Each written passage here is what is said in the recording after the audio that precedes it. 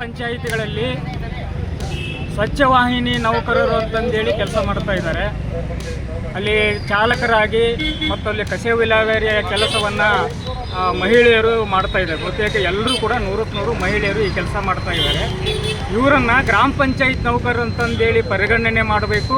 ಇವರಿಗೂ ಕೂಡ ಕನಿಷ್ಠ ವೇತನವನ್ನು ಜಾರಿ ಮಾಡಬೇಕು ಅನ್ನುವಂಥ ಪ್ರಮುಖವಾದಂಥ ಬೇಡಿಕೆಗಳನ್ನ ಇಟ್ಟುಕೊಂಡು ಇವತ್ತು ಧಾರವಾಡ ಜಿಲ್ಲಾಧಿಕಾರಿಗಳ ಕಚೇರಿ ಮುಂದೆ ಈ ಹೋರಾಟವನ್ನು ನಾವು ಮಾಡ್ತಾ ಇದ್ದೀವಿ. ಎಲ್ಲರಿಗೂ ಕೂಡ ಚಾಲಕರ ವೃತ್ತಿ ಮತ್ತು ಅಲ್ಲಿಯ ಕಸ ವಿಲೇವಾರಿಯ ತರಬೇತಿಯನ್ನು ನೀಡಿದ್ದಾರೆ. ತರಬೇತಿ ನೀಡಿದಂಥ ಬಹುತೇಕರಿಗೆ ಕೆಲಸ ಕೊಟ್ಟಿಲ್ಲ.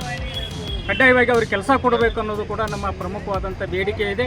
ಹೀಗಾಗಿ ಸ್ವಚ್ಛ ವಾಹಿನಿಯವರು ಸ್ವಚ್ಛ ಭಾರತದ ಕೆಲಸವನ್ನು ಗ್ರಾಮೀಣ ಪ್ರದೇಶದಲ್ಲಿ ಅತ್ಯಂತ ಪರಿಣಾಮಕಾರಿಯಾಗಿ ಮಾಡ್ತಾ ಇದ್ದಾರೆ.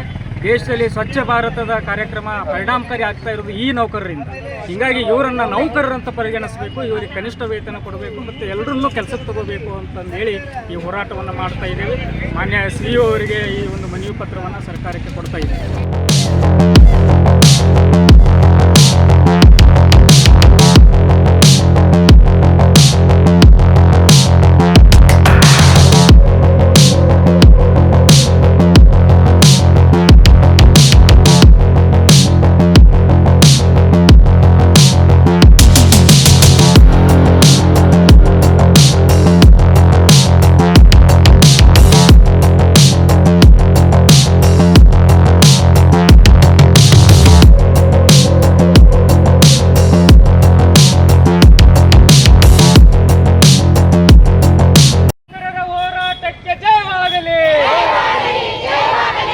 ವಾಹಿನಿ ನೌಕರರನ್ನ ಪಂಚಾಯತ್ ನೌಕರರೆಂದು ಪರಿಗಣನೆ ಮಾಡಲೇಬೇಕು.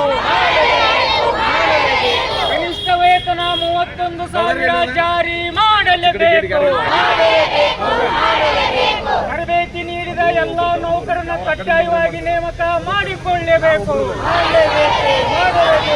ಎಲ್ಲರಿಗೂ ಉದ್ಯೋಗ ಕೊಡಲೇಬೇಕು.